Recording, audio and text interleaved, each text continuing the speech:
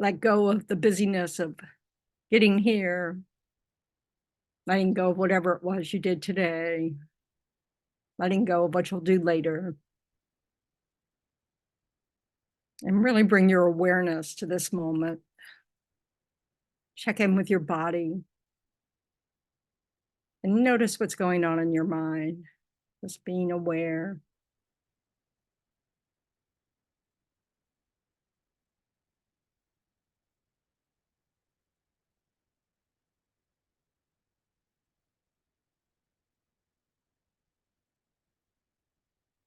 And if you're not thinking about anything in the past and the future, it's fine to just be aware of sitting here, aware of the different sensations of our senses, the temperature in the room, the pressure of a chair against your body.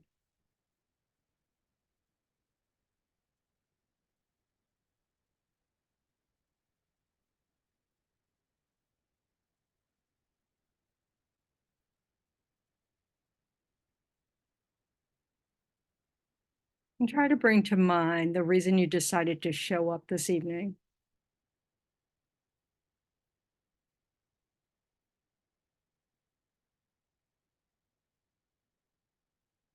And based on that reason, set a positive intention to use this time well and to use it for the benefit of all sentient beings.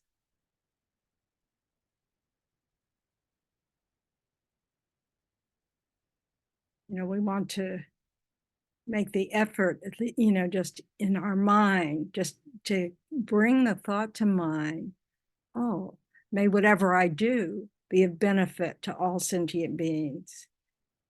We may not be there yet. We may not be bodhisattvas. I'm not a bodhisattva yet. But we want to, the mind that even just fabricates this wish, there's merit in that. It influences what you do. So allowing yourself to make this wish before you do anything.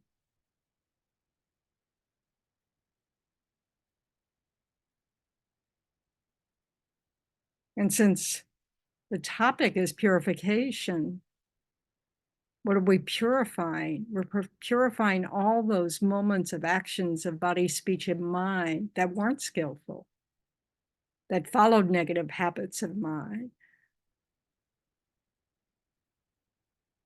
Setting the intention to benefit others is a positive state of mind. It doesn't need purifying. Yay.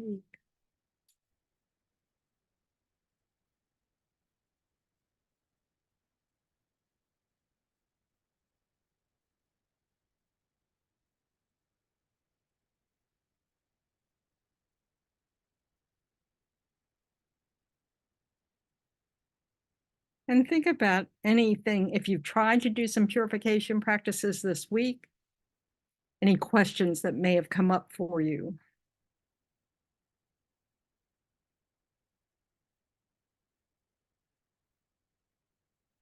We'll start with reciting the refuge and bodhicitta prayer.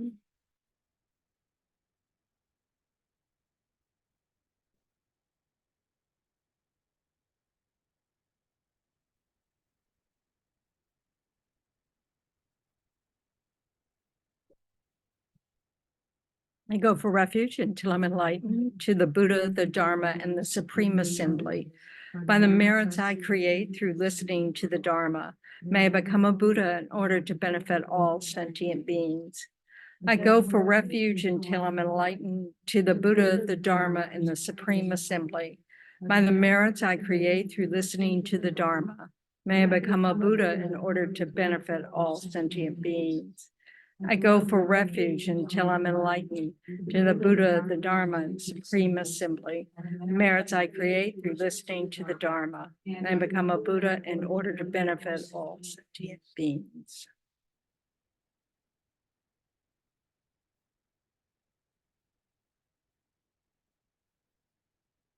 wanted to bring up something. Let's see.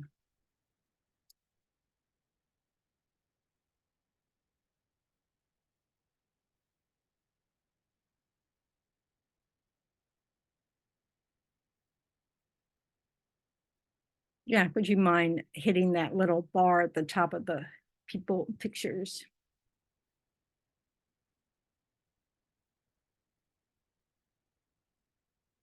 Thanks.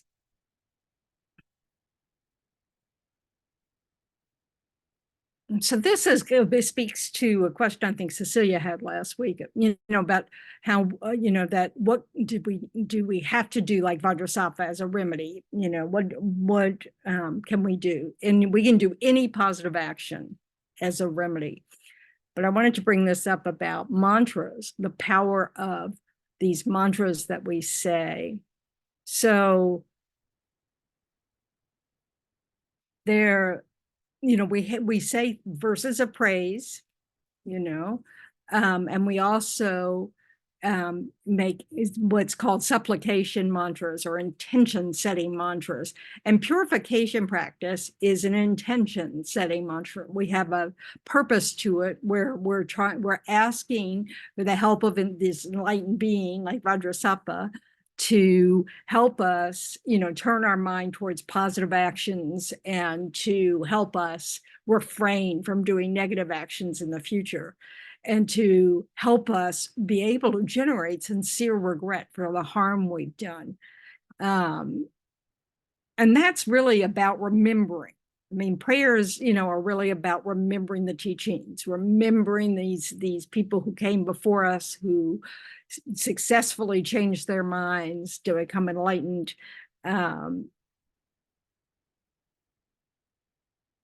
But they're different though from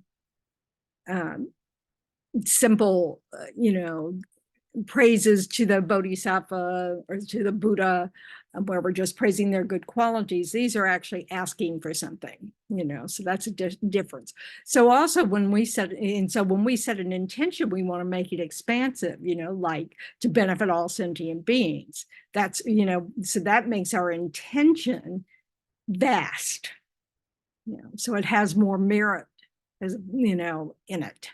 And in that moment of the mind where you're setting that intention is creating merit.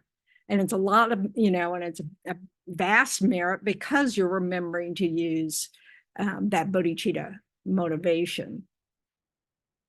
If you leave it out, it's still meritorious that you're trying to do something positive, to be a benefit to yourself and others. So it's, but it's remembering these things is a way of helping direct our mind in the direction we want to go towards. And just for a brief moment, we have that wish, we're thinking about that. So that's a good thing. Let's see. So like in Vajrasattva practice, let's see, there's a verse of praise. And I had mentioned before that whenever you're doing any mantra recitation, it increases the merit, the power of those, if you make a verse of praise to the deity that you're invoking. So, and this is, also includes that intention, that wish, that, I'm invoking you because you eradicate all obstacles and immediately purify all negative karmas just by thinking of your name, so, and these are from the power of these things come from the promises they made on their way to becoming enlightened, so, it's not that the Buddhas have any different qualities from any other Buddha. They all have the same qualities. Most of the, like we refer to Bodhisattva like Manjushri. Well, Manjushri is a Buddha, but it's considered poor form to, in an era that the historical Buddha, is here, like Shakyamuni Buddha. to refer to anybody else as a Buddha, except when we're doing a practice like, medicine Buddha, puja, so but that's why you see that. But almost everything that we invoke, white Tara, green Tara, Chittamani Tara, are all Buddhas. They're not hanging out in Bodhisattva land, taking forever to get enlightened. That's not the case. So just thought I'd mention that.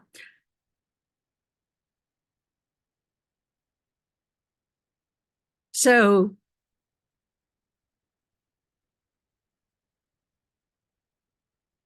there is a point to utilizing practices that invoke a Buddha. It increases the power of the practice. It doesn't change the fact that we can do any remedy. And sometimes it's probably really appropriate to do a different kind of remedy. And you don't want to leave out, maybe, if you say Vajrasattva every night, and clean up that day's negativities, which is a great idea. It doesn't mean you don't then the next day apologize, those kinds of things too. So, because one of the powers of this, one of the power of regret is that ability to take responsibility for it. That's part of its power, is saying, I did this and I regret it. And so when you say that, not just in your practice, but you say that to a person you've harmed, if it's appropriate, it's not always appropriate, but if it's appropriate, that gives more power to your regret,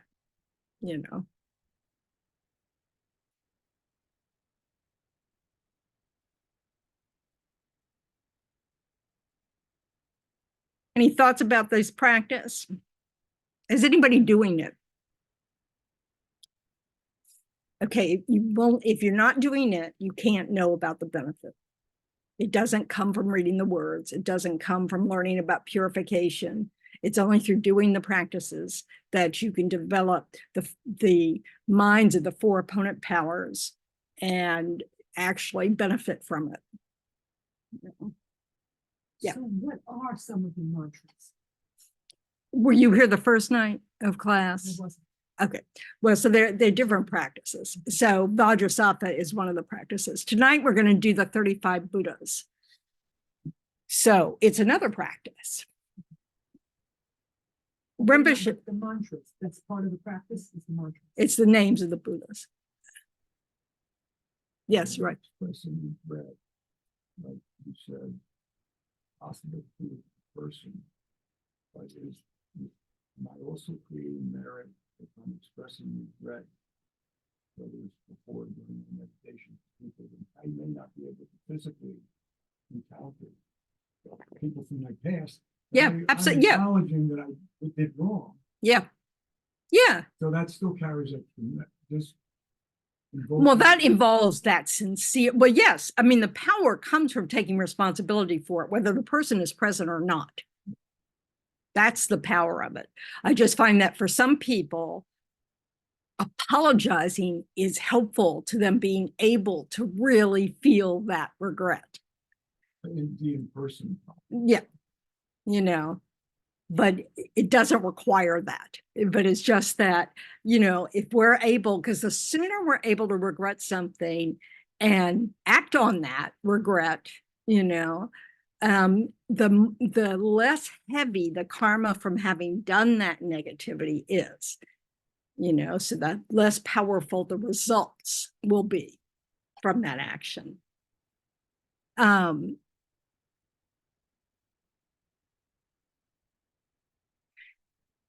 And I just recommend, so we'll do the 35 Buddhas. So some people, like Lama Tsongkhapa, I read it today, did 100,000 prostrations to each of the 35 Buddhas. It's like 3 million something. Yeah. I think he's the one who wore a space on a rock in the cave that he did this in, indentation. Yeah. but I could be wrong with that. Anyway, he also wrote something like 400 books. So, now that might be Isaac Asimov, but he wrote a lot. So, but anyway, and once you get familiar with a practice, it doesn't take long. And I say that to encourage you to get familiar with one, because in the beginning, it takes a while, you really have to think about it. But as you practice this, it becomes so familiar that it's really easy to do, and the more we practice that taking responsibility and feeling regret, the easier that becomes. You're not resisting it. You're not letting shame take place instead of regret, or letting guilt cloud your picture. It's just easier, but you have to do it. If you don't do it, you won't get used to it. So that's a key. So, okay, where to start?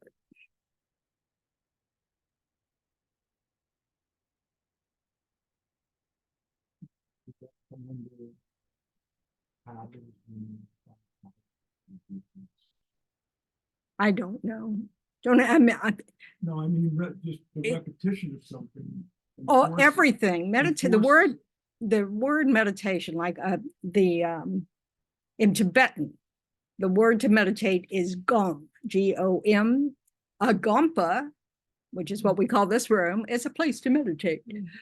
How they translate gom in Tibetan is to become familiar with.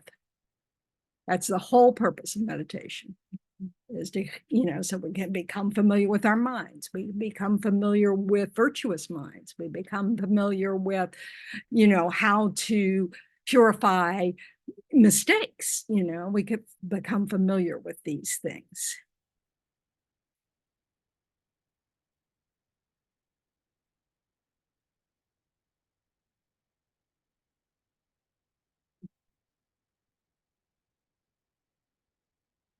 So in the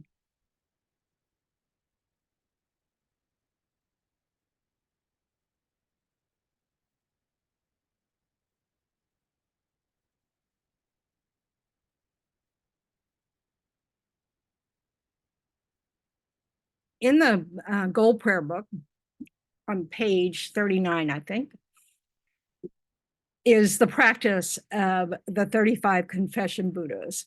It's also something you can download from the shop at FPMT. It's also something that actually, if you look at lamayeshe.com, the practice is on there. You can do it straight off the screen, So just search by 35 Buddhas. You can find just about anything. So what will be different in each of these different versions is the names of the Buddhas. There'll be a slightly different translation of the words. So don't let that confuse you. And it doesn't matter, although, and then on the essential prayers, there's a little MP3 recording of some of the prayers we do. And Venerable Rabina recites the names of the 35 Buddhas in English. So if you're physically fit, which probably none of us are, and you do physical prostrations, you can listen to it, still learn to memorize. It's really handy to play this in your car and memorize the names, So, and then reciting the names is the purification part, not the physical prostration. That's the earning merit part. Yeah, you prostrate as much as you can.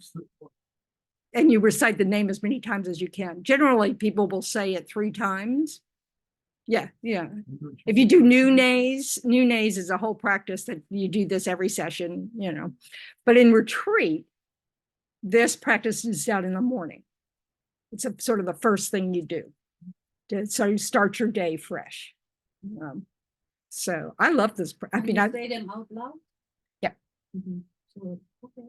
Yep. A lot of theory. Because that's that, yes. So you hear yourself, it's, you know, so you think I can't memorize it, but you will. If you listen to the recording while you're doing, you know, you will memorize it. And so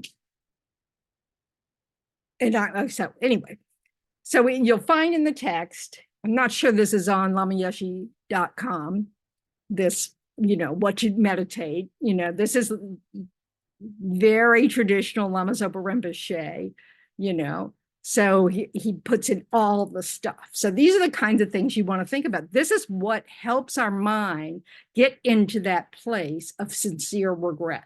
And there are two things, you like what the basis for going for refuge is said to be fear and faith. The fear is rebirth in the lower realms, which are the hell realms, the animal realms, and the hungry ghost realm. So we don't want that to happen. So part of our motivation for purifying actions is not to end up there. The way to make that attitude, a Mahayana attitude, is because you won't be able to help sentient beings if you're there. You'll be so caught in your own suffering that the odds of you being able to do anything out of compassion and love for someone else are little, you know. The other is faith, that you have confidence in the teachings, you know, that it is we want to have that confidence that the Buddhist teaching telling us of what actions to abandon, what actions to adopt are, you know, at least sound good. So, you know, that they make sense to us, that we investigate it. And then when we really look, yes, I tend to regret when I say something harsh to someone, when I try to split people up, when I lie, when I, you know, step on some, you know, animal for no good reason, just because I don't like them, you know, whatever. You know. So the purpose of my life is to free the numberless sentient beings who are the source of all my past, present, and future happiness. So being able to really think about that. So it's not just words. So you can do you know, these are things that you can do, like one morning, you just think about that line, you know, and you move on. But you really think about, why is that true?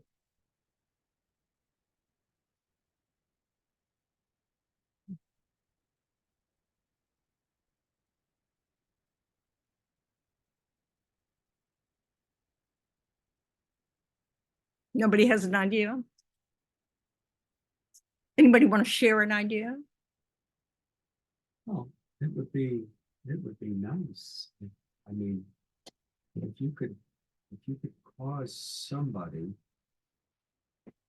just one person. Okay, read the sentence.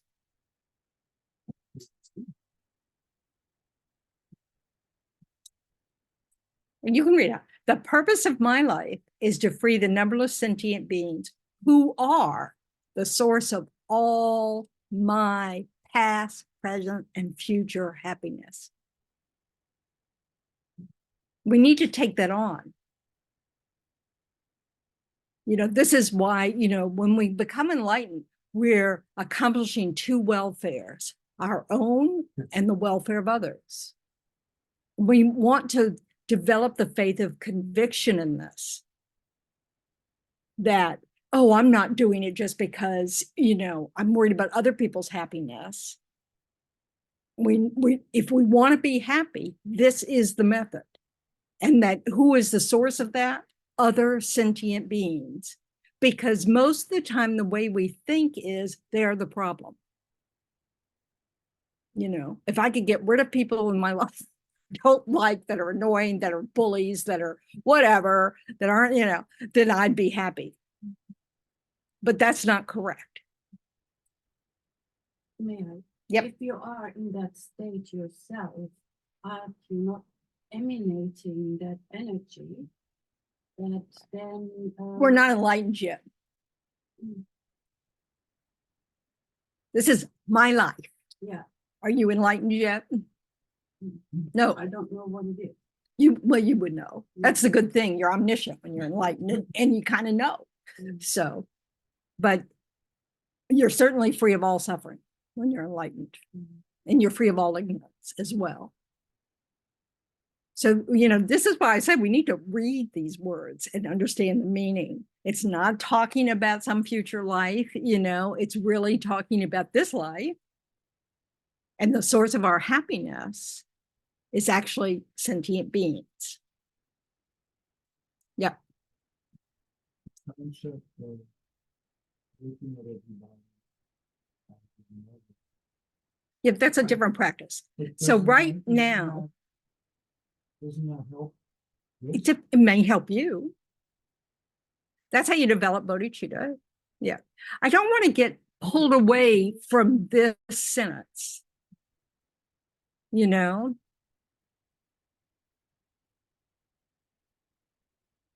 So what's an obvious way? Because it says temporary as well as ultimate happiness. So temporary happiness is the happiness of samsara, of cyclic existence.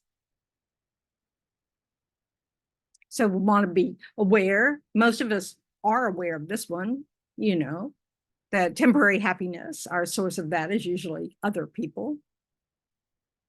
Whether it's the people who know how to bake desserts, or whether it's people who, keep us company, whatever. The people who agree with us, whatever, So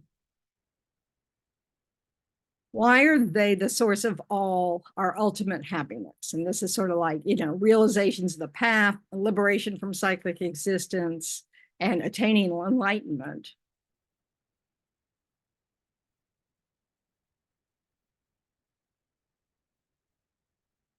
Anybody, this is not rocket science. So They give us an opportunity to practice. because they give us an opportunity to practice. We can't learn any of our good qualities without others. We can't develop them. We're not even aware of them. But if you want to be patient, you need someone to be patient with. If you want to be kind, you need somebody to be kind towards. It all involves how we behave with others. It's not about just sitting in the woods, quietly.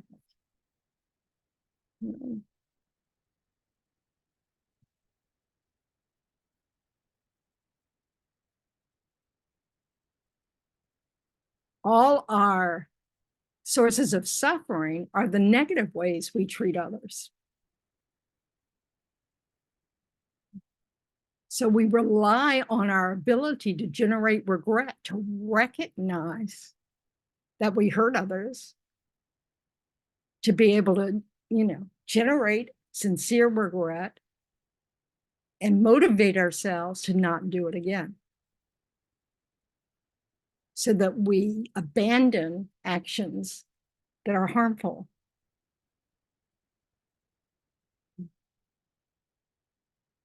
This includes animals, Yep. Animals is a lower realm. but also includes all of that. Yeah, they're sentient beings. Any being with a mind, which is all beings except for a Buddha, they're referred to as sentient beings. Because the mind of a Buddha is not like this. Don't ask me why. But that's the distinction. So when they refer to sentient beings, they're even including arhats who are not completely enlightened. Then he goes on to describe the hell realms and how miserable they will be. So we certainly don't want to fall down there. So depending on your kind of mind, whether that's helpful to you or not, some people find reading about the hell realms, and this, of course, is all a liberation in the palm of your hand, or presenting the path, or the Lamrim Chenmo. They're described quite in full. I had a teaching from Chuden Rinpoche on the hell realms. And if you're one of those people who oh, well, I don't want to go there, and it really motivates you, that's a great teaching. Lama Zopa Rinpoche taught this once at one of the Kopan courses, the November courses, and he never did it again. Westerners aren't so great with this. but it's helpful to kind of realize, and all you have to think about, first of all, if you can't imagine hell realms, all you have to think about are people who are not born with good human rebirths, or animals who are not born with adequate anything, or animals that everybody hates, or most people hate, and most people think, never think twice about killing a mosquito. Oh, that's a great life. Lifespan's 3 days and you're in danger always of having someone go, that must feel so good. So, so you can imagine that if that's part of our existence now, if there is such a thing as hell realms, they're much worse. If we can, and the harm we do to each other, oh my goodness, So the last few sentences, Mhm. and I have created numberless causes to be born in the hells by creating the heaviest things in relationship with the holy earthly spirit, which includes harming the holy God, breaking the advice. What does that mean? Breaking the advice? You ask the teacher for advice and you don't do it, or you take a commitment. You go get an empowerment and they say, please do the medicine Buddha sadhana every day for the rest of your life, and you don't. So that's creating heavy negative karma. Yep. Anything. Okay. So they're fields of merit. Your teacher is a field of merit. Your parents are fields of merit. Bodhisattvas are fields of merit. Arhats, we just don't know who they are. The Buddha. So enlightened beings are fields of merit. Monks and nuns are fields of merit because of their vows. So anything we do in relation to a field of merit has either lots more merit or lots more negativity. Okay. All actions can be purified. And one more thing, non-devotional thoughts. Non-devotional. Where you trash the Buddha, you trash your teacher. Well, I'm not listening to, what a jerk. But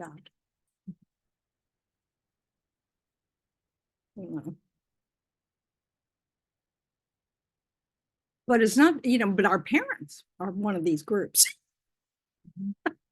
Some of us have a lot to purify with just our parents. So anyway, but you don't have to get caught up in that, because it's not the only important thing. If you haven't met a teacher in this life, then you don't even have that, as a field. So we can't meet Shakyamuni Buddha, so we don't have to worry about that.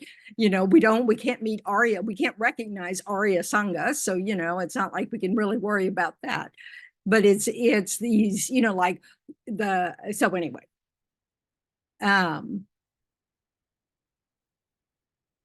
This, like I said, this is classic Lama Zopa Rinpoche.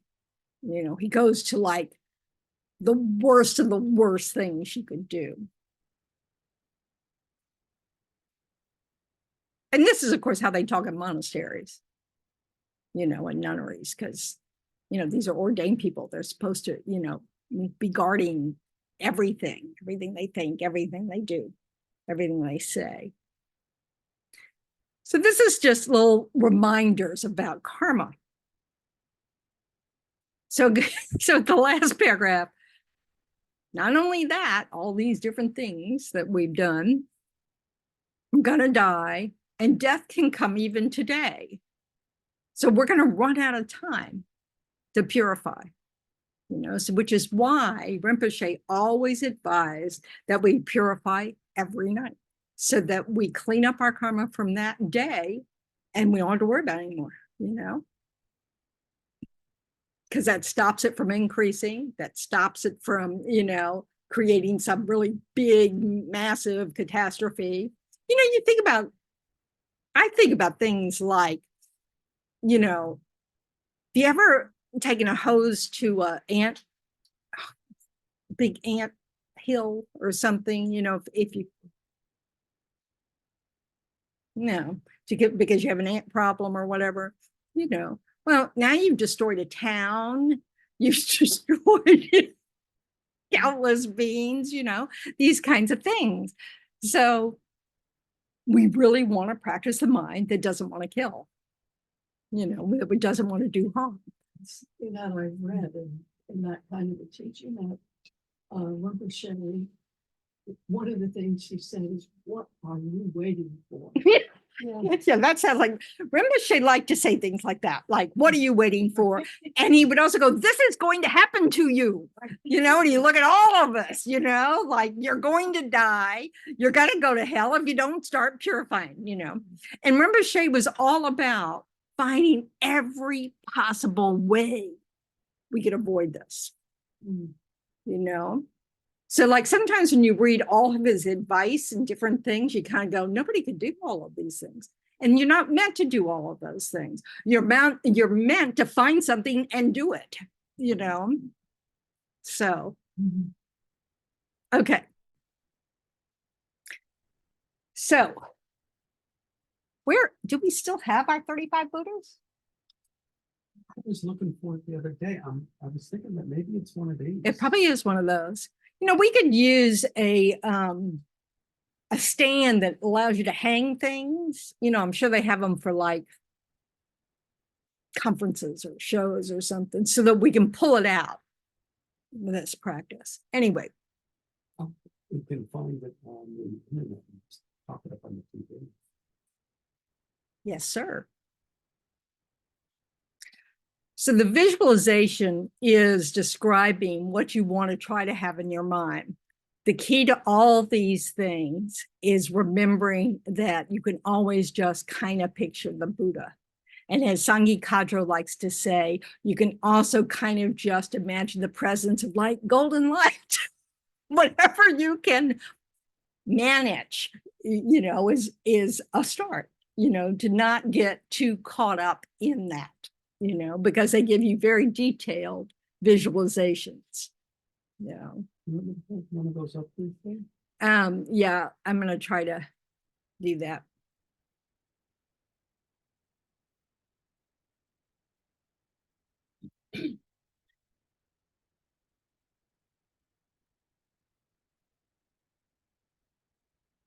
I'm just so slow at all this stuff.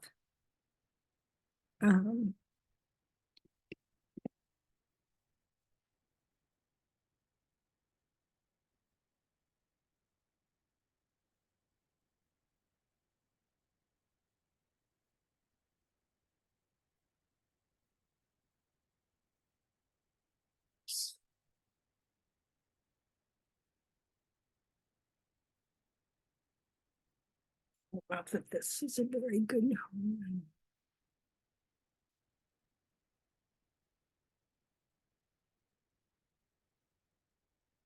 But well, the trouble is, so often it's not a very detailed.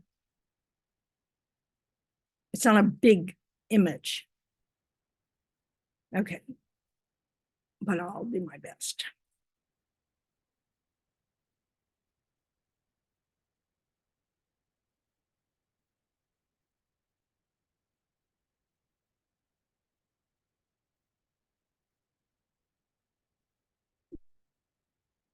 So,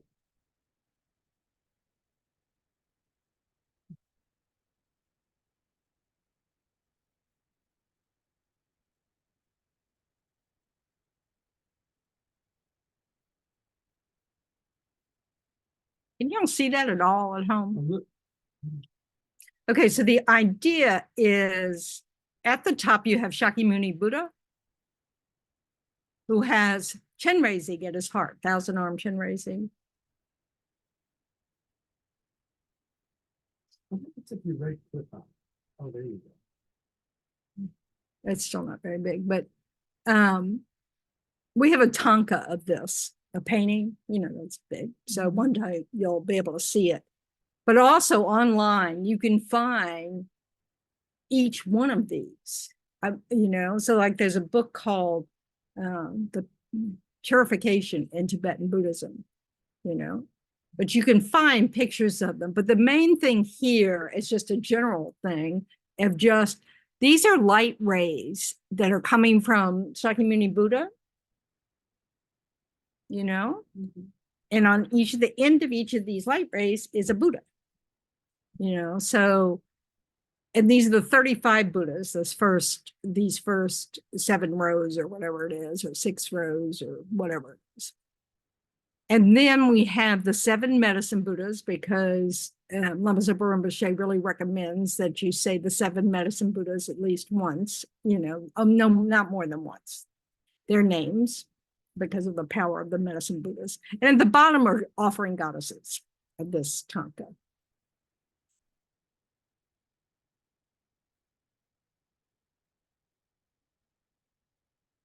And they're different colors, if you notice. So the top row is blue. These are all in different aspects of the 5 Buddha families. So I think the top ones are similar to Akshobhya in blue. But you notice that one of them, the third one in the first row, has a white face and a blue body. That's King of the Nagas. Don't ask me why. I didn't get that detailed of instruction. But the next ones are, you know, white, then we have gold, then we have red, then we have green. And then we have the medicine Buddhas that are all different colors.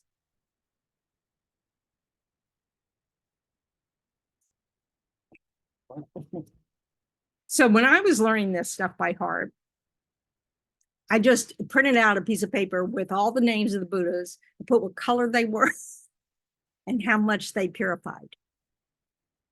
Because we need motivation. You know, we need to encourage ourselves to do these things. And so whatever can, you know, whatever helps.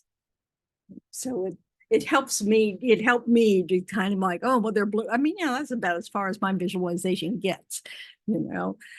They also have different hand mudras and stuff, and that's described in the practice, you know. So it's, you know, like in the medicine Buddha practice, the first, each of the 7 medicine Buddhas, you know, the first verse tells you what color he is, where his hands in those mudras and stuff. And so really skilled visualizers and people can hold all this stuff in their heads, can visualize all that. They visualize the hand things, you know, you'll see these complicated, you know, cosmology of a Buddha land, you know, that some people are able to visualize. The people who paint tankas and people who create sand mandalas and stuff, you know, and it's really done a lot of work with that kind of thing. And so they do that. And that's another way to discipline your mind, is to be able to do these elaborate visualizations. Most of us don't have that skill or that the time that it would take. So we don't worry about that too much.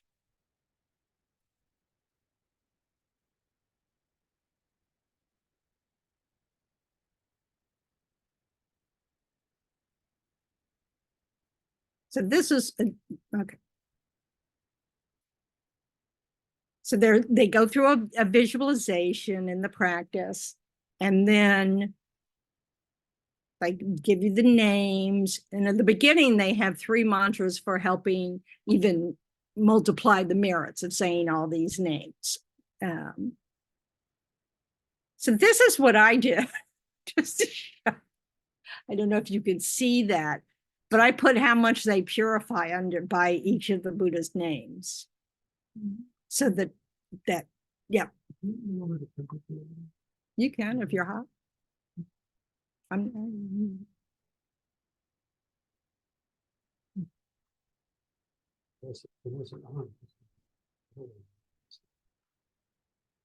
Yeah, because it's not hot outside.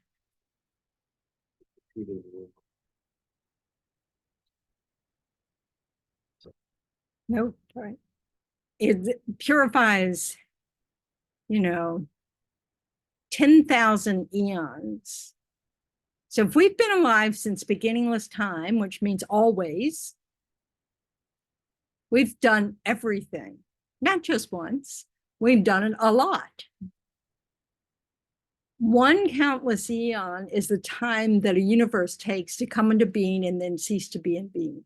So like the Big Bang until this universe cease, you know, I don't know, implodes, whatever it's going to do. You know, it's a very long time. So, so according to the teachings, reciting the names does a lot of good. It purifies a lot of stuff. So just saying the Shakyamuni Buddha's name, Shakyamuni Buddha has a mantra just that's Tayata, Om Muni Muni Maha Muni something God, I don't Muni Maha Muni so hot. That's it, purifies 10,000 eons. So a mala of those is really helpful. What do you need when you do that? If you want to purify 10,000 eons 108 times in the course of a mala by saying Shakyamuni Buddha's name, what do you else have to do? Yes, you need a mala. Or you can use your hand. I count,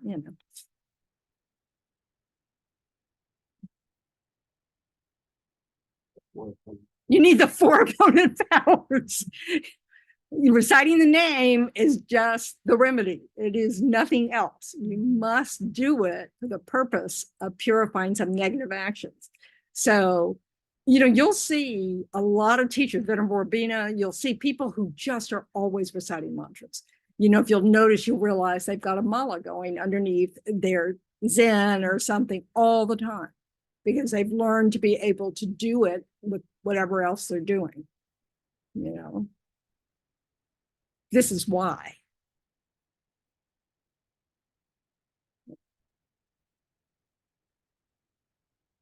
And usually their teachers give them particular ones to say. So, it's valuable to do.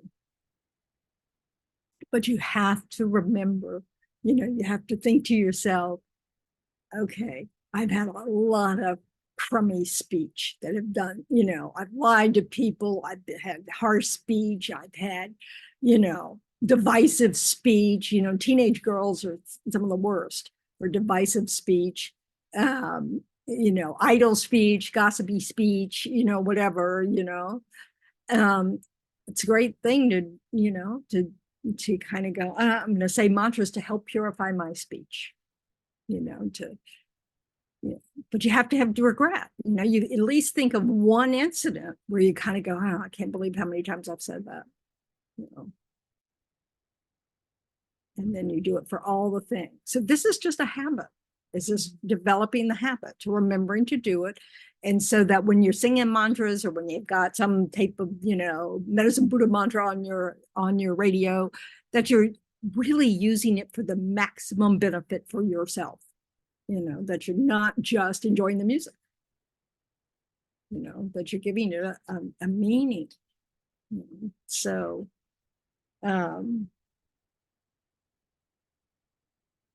so these, you're talking about eons. So you do one of these practices, we got lots of eons covered, Then we get you down to like somebody like Tathagata Jewel Moon.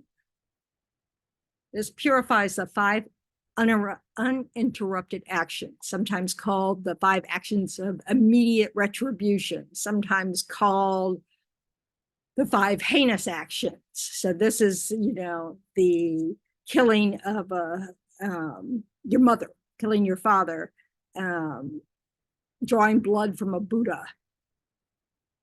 What are the others?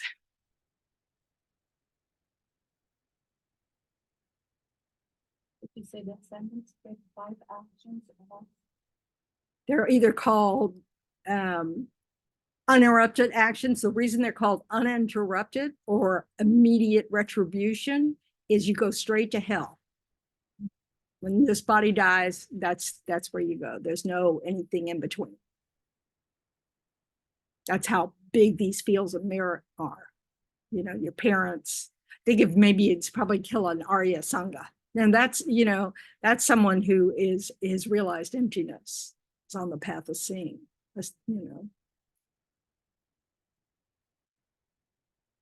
Not me. You can kill me. It won't do that. It won't be that big. I don't recommend it still, but it's still.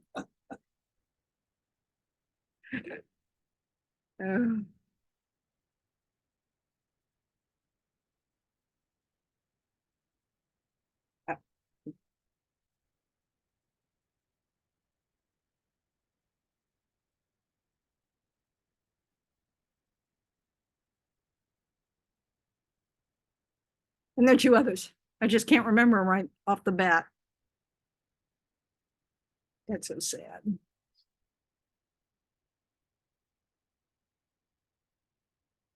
Anyway.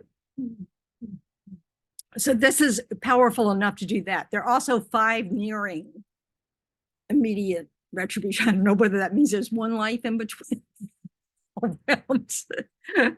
But I took this particular translation because it's what's in the confession prayer that follows this practice. And then all the actions you've done motivated by hatred, or motivated by attachment, or motivated by, ignorance. So it covers, so there are all these different ones. So it's like, and if you know you have a particular problem with one of these things, you can recite that particular Buddha's name a lot with that in mind. That, I'm always following desire. I'm always following, da, da, da, da, da. I always have to it's like, have you ever, I know as a smoker, I used to make sure I always had a carton of cigarettes in my house. If it got down to the last 2 packs or something, I'd buy a new carton. So, and a lot of people are like that with things, it's like, I don't do cartons of cigarettes. I still make sure I have enough toilet paper, and tea and milk. Those are the 3 items I try never to run out of, so that's clinging to like, I have to have these. Now, sure, it's not a big deal to want to take care of these things. It's that mind that starts to panic, when you think, oh, I forgot to get that at the store. That's the mind of craving. As if, your life depended on it or something. That's ridiculous. And we can get mad when we do things like that.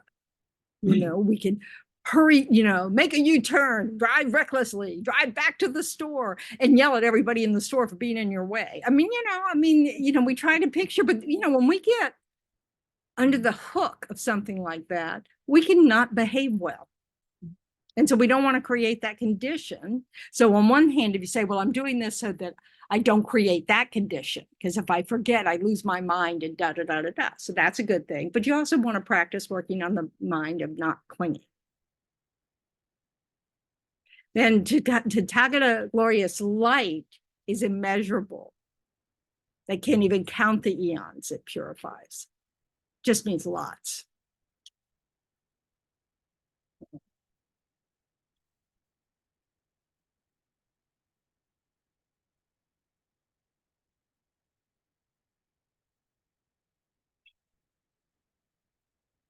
So what exactly is Tathagata is going to? Tathagata is the Buddha. It's another epithet. Is that what they call it? For a Buddha. Sugata, Tathagata, Buddha. Like it used to be, the translation used to be to the one thus gone. That's another saying, because what they've done is they've gone to the other shore. So this is much easier to say when you're trying to say them fast. Yeah. How can you tell if your actions are motivated by ignorance? Self-grasping. You see them, and of course, some of these you'll recognize more the more you practice with it. The more you meditate on emptiness, you'll sort of recognize more when you're doing something out of ignorance. And basically attachment's done out of ignorance. So is hatred, because we're imbuing these things as if they actually are the source of our anger, So, it's just more, it's more thought. So the more subtle you get with your thinking and meditation and just the way you're aware, then you're able to spot, oh, that's my self-grasping, I can make it like about this, but it's really just, I want this. We can cut it down to the basics, it's just that I want what I want and I don't want what I don't want. And all that comes from clinging to this self, as if happiness resides there, in getting what I want and not getting what I don't want. So Venerable Tendron, where can we get this? Where it defines next to each one? Purification in Tibetan Buddhism. Oh, I did this. Well, that's what I'm saying. So where could I see that? So I could, as you said, if I find my. The book is called Purification in Tibetan Buddhism. It's the practice of the 35 Confession Buddhas. It's by Geshe Jampa Gyatso. I think she's asking for one No. of your notes on. I'm asking, where do we, yeah, because that's Yeah. not gonna. That's tell where I got it. me- Oh, that's where you got it. I Oh. read it. I read the book and then added them to the list. That's very helpful. That's very helpful. to Yeah. know that. And I recommend doing it. So if you get the practice, you print it out, or if you don't print it out, if you look it out on your computer, you just add text boxes. So can you say again where it is? It's in the this is a book, The Purification in Tibetan Buddhism.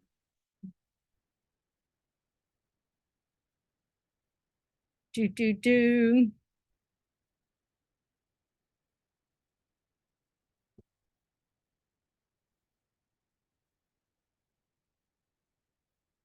This is the book.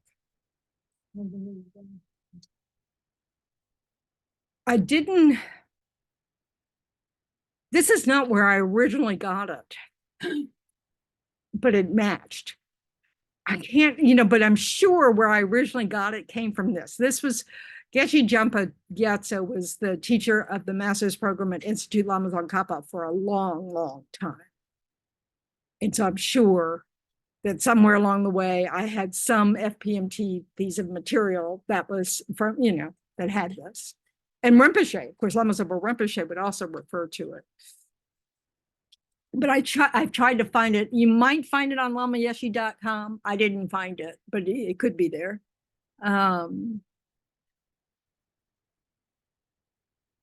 It was not in How to Meditate. I thought it was in How to Meditate. If you have How to Meditate, that's a great book. It's Kathleen McDonald's book. It has Vajrasattva practice in it. It has this practice in it. It has lots of different practices in it. It's a really good book. It tells you how, it's just a really good book. The library had it for sale too. Yep. And it's, online, it's all over, but it's been around for Yeah. decades, By wisdom publications. probably. That's where I got mine. Yeah.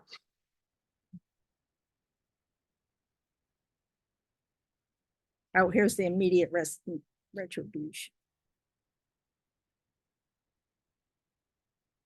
Oh, yeah.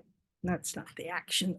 The 5 actions of immediate retribution are causing blood to flow from the body of a Tathagata with evil intent.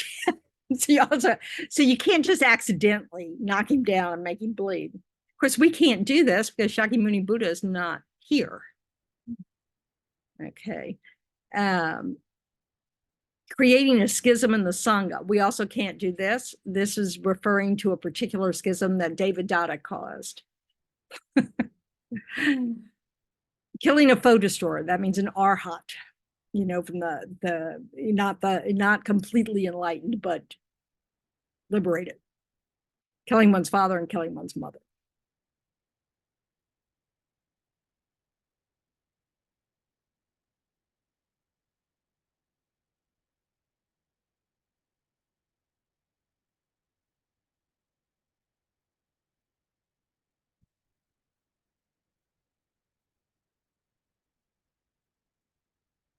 Is this helping y'all at home at all? If you've taken Discovering Buddhism in the past, your notes and things on karma will have a lot of information about this as well. Liberation in the palm of your hand explains all of this.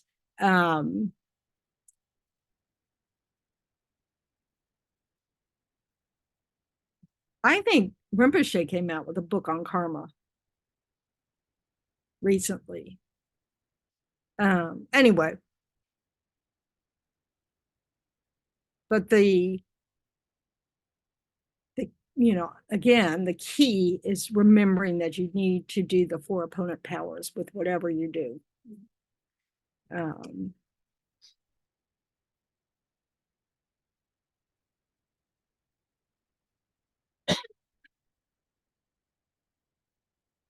Okay.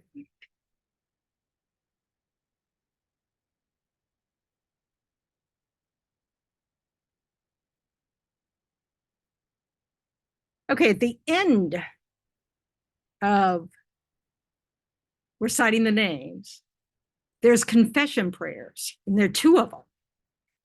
So you have the general confession, and then you have the confession prayer with this. I'm sorry to scroll like this. Yeah, the general, so the general confession second. One of the nice things I found, because when I did this practice every morning, I memorized this confession because eventually you just do. But what's nice about doing that or reading this every day, the whole big long thing is making the time for it, is that it covers everything. You know? So first it's requesting. This is one of those supplication type request, all those, you 35 Buddhas and others, as many Tathagatas, Arhats, perfectly completed Buddhas as there are existing, sustaining, and residing in all the world systems of the 10 directions. So not just this universe, all you Buddha Bhagavans, please pay attention to me. So you're asking the Buddhas to be a witness to your confession. This helps us take responsibility. In this life, in all the states of rebirth in which I've circled in samsara throughout beginningless lives, whatever negative actions I've created, made others create, this is important. We collect negative karma for not just our own actions, but any actions we make someone else do. So think about the playground, Oh, you go push that person in the dirt.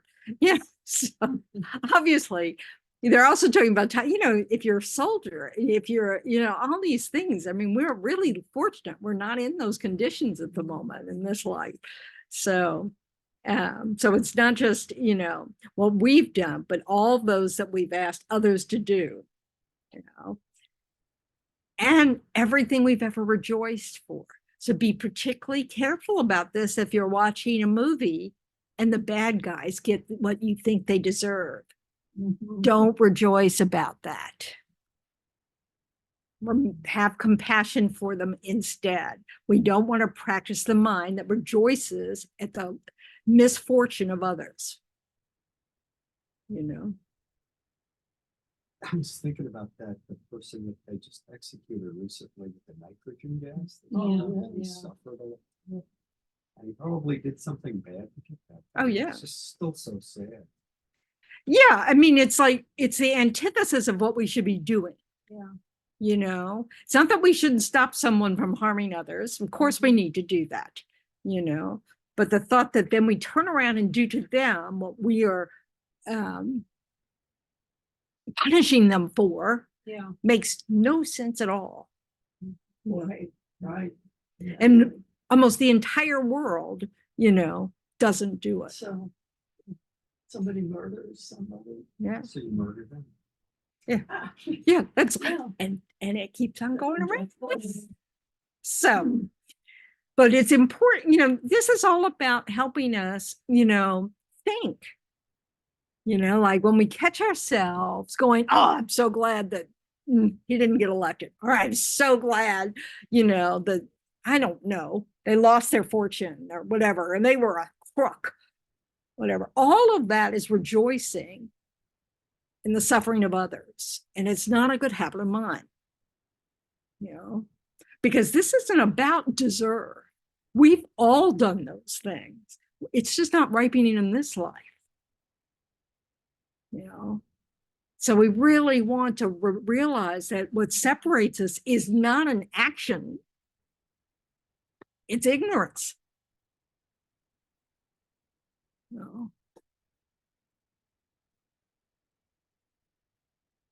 We can see someone's negative action and go, I don't want to ever do that. We can see their misfortune. Oh, I don't want to create the cause for that. But we have compassion for the person experiencing it now. It's so. What about people that don't really know what they're doing, like severely mentally ill people. You know, where do they fall into all this? My understanding is generally if you're, there are two ways possibly, okay? One is that they haven't set any intentions at all. They don't understand their intentions, any of that stuff. So they're in a state of confusion. So I would say that that falls under ignorance. But yeah, they don't, you know, like in monasteries, if one of the monks or nuns he loses their mind after, you know, they just kind of take care of them. You know, they don't, you know, it's not like they don't lose their vows or something. You can't lose your vow if you're mentally ill. You know, it's, you know, yeah, right. It's there's nothing there. But then you have people that we would certainly say are mentally ill, but what it's reflecting is the fact that their mind's gone so negative that they, you know, like that's it. They've got such a habit of mind of being negative. And they know what, yeah, they're not, whatever they, of not knowing what's going on or knowing difference between right and wrong. They've just practiced such a negative mind that now in this life, they don't even have the capacity to think any other way. Right. You know, they don't care. Right. So that's why things like the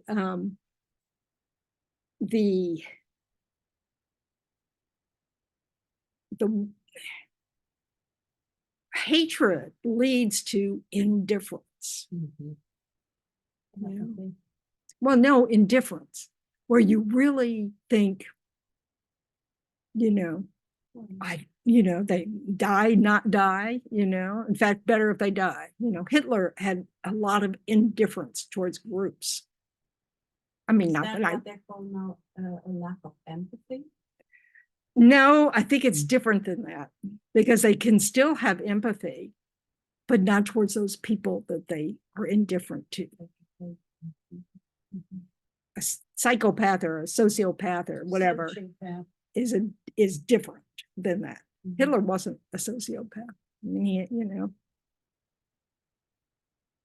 oh joy. But anyway, and not that I know the mind of a Hitler. I mean, I can't read minds, so I don't know. But so the confession prayer goes through all of these different things that we would think of that we've done, you know, because we don't remember our past lives.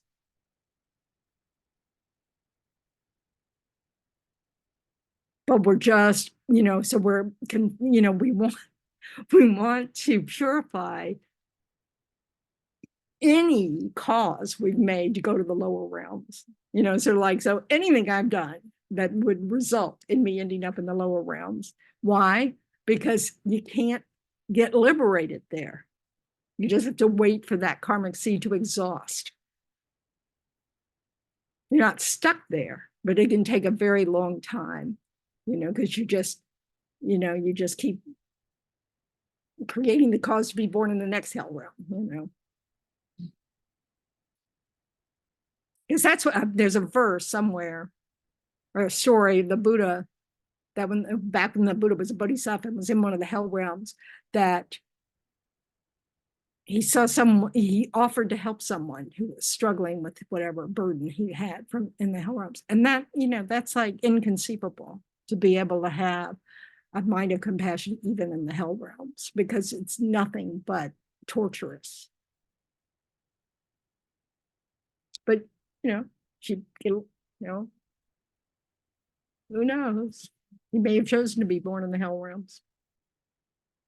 And then the general confession, I mean, I don't think I've ever had a teaching of why there are two confession prayers. And we always did both, you know, so I don't know why. They're a little different. The second one, woe is me. And you state your name. I, who am named Venerable Tendron, you know, and you're just, you know, stating all the different things. I will not conceal them. I accept them as negative. I promise to refrain from doing these actions again in the future. No. So I know it probably seems absolutely crazy, but there's also a visualization. So while you're doing these things, you know, I don't know if the visualizations often come after the actual thing.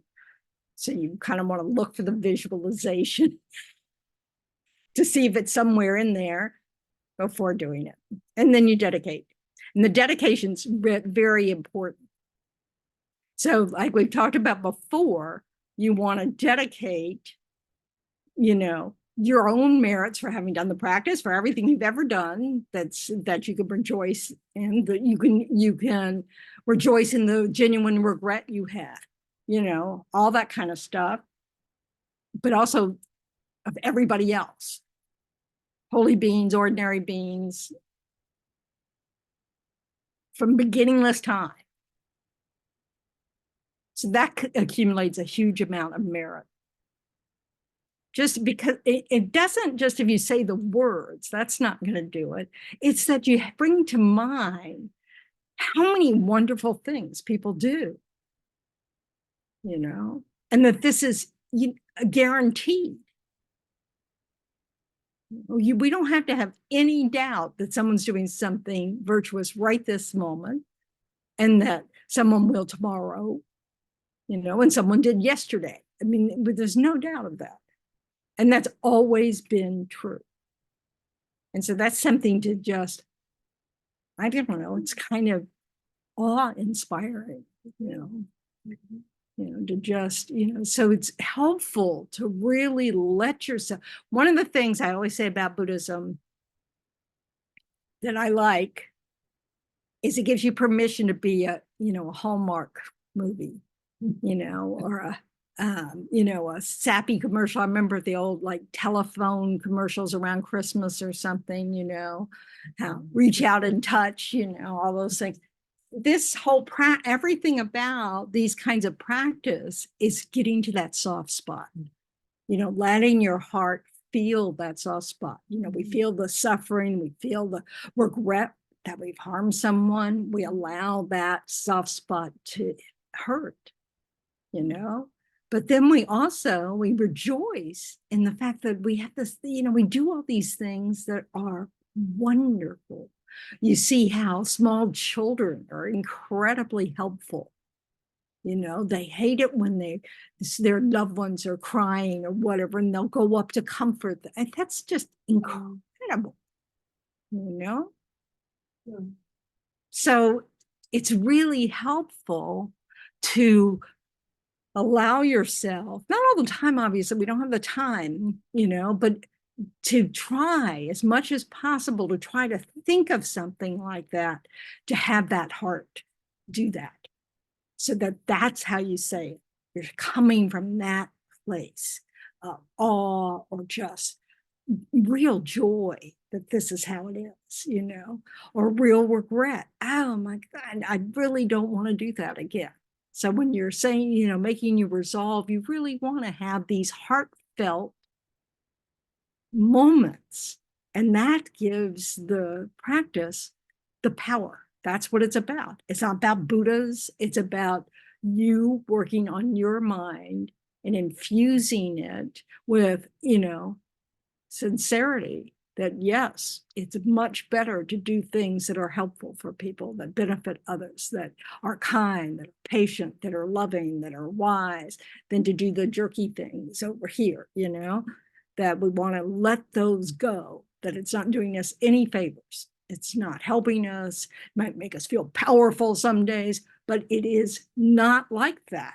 It actually harms us and makes us suffer. And we cause so much suffering from doing that, from believing that they're somehow going to work for us. So this is the kind of, it's just really so helpful to give yourself, you know, I mean, this is in the privacy of your own mind. You know, it doesn't, you know, it doesn't, nobody else has to see it. You know, it's just, you know, within. And that's where all our work is. It's all inner work, you know, so, but the mind piece is critical. It's not just, you know, it's not saying the words or, you know, it's allowing yourself the space to, feel it, feel the truth of it. That's what reliance is developing that confidence that, the teachings are correct. And I want to go in that direction. So. Question? Arguments? That's very beautiful. Actually. Very beautiful. So, and it really, To attain that is, it's really. and this is very doable, Mhm. I mean, so like if you're a very busy person, you say, well, on my day off, I'm going to take an hour Mhm. to do this practice. Mhm. So I can really think about it. So I can really, and if, on the days that you're busy, you recite the names. Da, da, da, da, da. And I'm telling you, with practice, it becomes very easy because first of all, you start to notice through the day, you go, oh, okay, don't forget to purify that, so you'll remember. And then, so it doesn't, so you don't have to work really hard every single day for the rest of your life. You will get accustomed to this and this just becomes a habit. So, but you have to do it for it to become a habit. Yeah. I find sometimes I'm remembering things now that I did decades Oh, ago. yeah. So what you want to do is, is you want to purify those, so that's one, you go, okay, when I do the long practice, when I'm saying, I'm going to think about this because we really can then move on. You don't have to purify the same thing again and again and again and again and again. In fact, that it kind of supports the mind of guilt. Now, we all know when we're kind of just doing it, we're just doing the words, da da da da. You might want to do those again, but it's just, and also it's when you see those habits, you do something a lot, those you kind of do again and again, you allow yourself, because that's the part about saying, and all the things I've ever done, so like, I know my speech has been terrible pretty much my whole life. So can't have just started here, must have started previous lives, and so it's just, so because I suffered so much from this causing so much suffering through my speech, it's really easy for me to just go there, to just be, yeah, so you do want to notice your habits because we want to make our mind as powerful as possible when we're regretting those things, and then to help us try to not do them again, and it's a slowly, when you do it again, you don't beat yourself up, you just remind yourself, oh yeah, I don't want to act like that. So anyway. Anyway, it's suffering.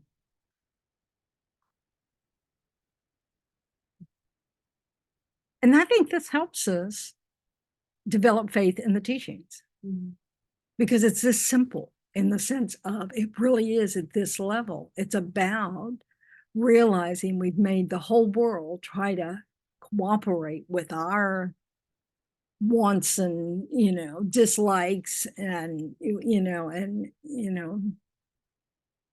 Comes up for me at the visualization of transparency. allowing yourself to, have your, in your mind be naked to the Buddhas, it's sort of like we can't hide anymore from yourself. And that's a very good thing because we can't change what we won't see. So anyway. So practice them, you'll find that it can be joyful and, so there's not much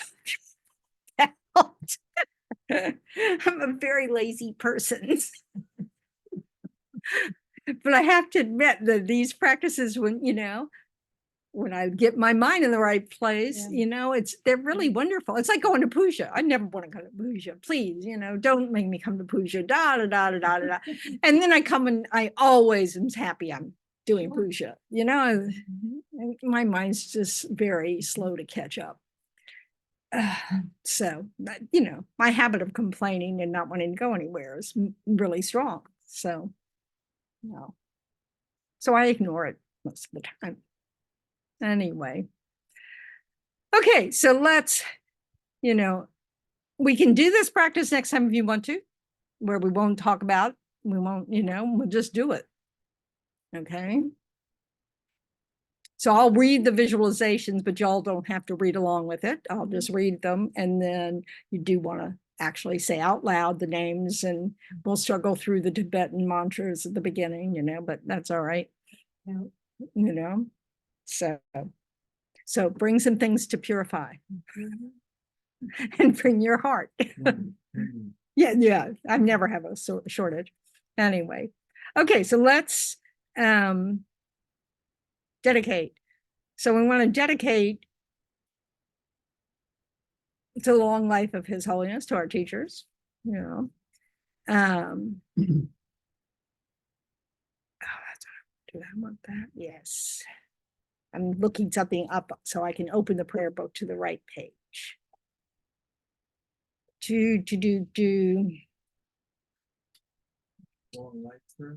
No, I know where that is. 46. I know where that is. I want to look at other kinds of dedication prayers.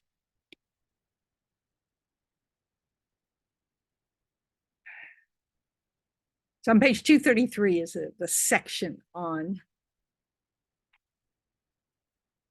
dedication prayers.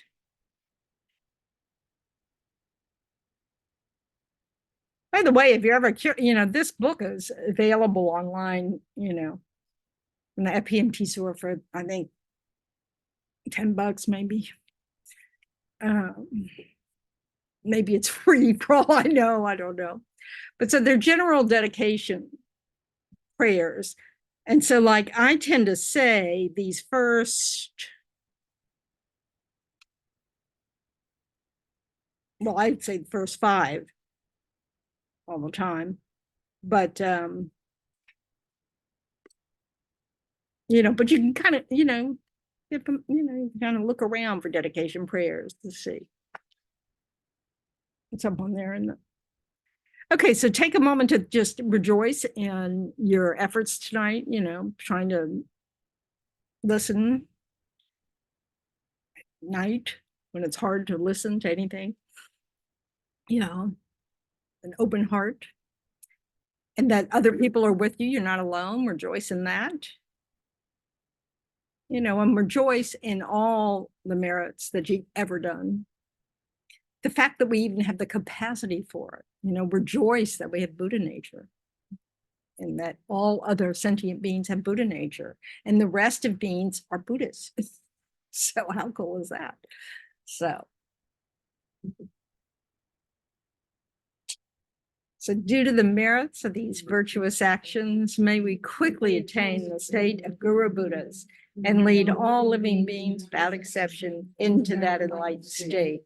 May the supreme jewel bodhicitta that is not arisen arise and grow, and may that which has not diminish but increase more and more. Now, right, slow down. Because those of us using the screen don't see a full page. But okay, so Manjushri and Samantabhadra, like Manjushri is, you know, the depicts wisdom. You know, Samantabhadra, I think, is aspirational prayers. It comes up a lot. It's like there's, you know, the king of prayers is a Samantabhadra practice. So just as the brave Manjushri and Samantabhadra too realize things as they are, I too dedicate all these merits in the best way that I might follow their perfect example. So I do this first because this is talking about emptiness. Manjushri and Samantabhadra realize things as they are. They realize emptiness. So they know reality as it is. So we always want to seal our dedications in emptiness. Nothing to cling to, you know, to remember that everything is empty. Our merits are empty, our negative actions are empty, we're empty, everything is empty. You know? So since I don't know what I'm doing, I'm relying on Manjushri and Samantabhadra here. So, you know, so this is just my habit. Okay.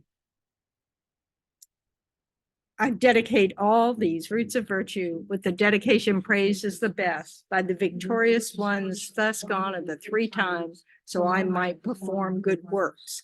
Now, this next one is about Lama Tsongkhapa. So Lama Tsongkhapa is behind the stupa. Losang Drapa is his Tibetan name. So it's to the teacher. And it's this wish that these teachings, when Lama Tsongkhapa was born and taught and wrote books and all that stuff and did his 3 million prostrations to the 35 Buddhas, you know, he felt that the practice of Buddhism in Tibet was not in great shape, you know. So and then he through his teachings and his running monasteries and things, he helped get it in better shape. So there in the Galupa tradition, Lama Tsongkhapa is really revered, and they want these teachings to survive because it kind of helped their community to get it right instead of corrupt it. And so that's why these are here. I dedicate whatever virtues I have ever collected for the benefit of the teachings and of all sentient beings, and in particular for the essential teachings of perfect, pure Losang Drapa to shine forever. Yay. So then His Holiness's long life.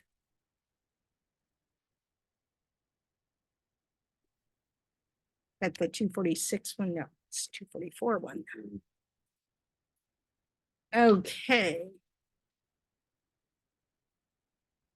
In the land encircled by snow mountains, you are the source of all happiness and good. All powerful Chenrezig Tenzin Gyatso. So Tenzin Gyatso is His Holiness's Tibetan name. Chenrezig is he's seen as the embodiment of that he's an emanation of Avalokiteshvara, the Bodhisattva or the Buddha of compassion. Okay. Thanks, everybody. Thank you. Thank you. Okay. Thanks, Cecilia. So next week, same time, we'll do the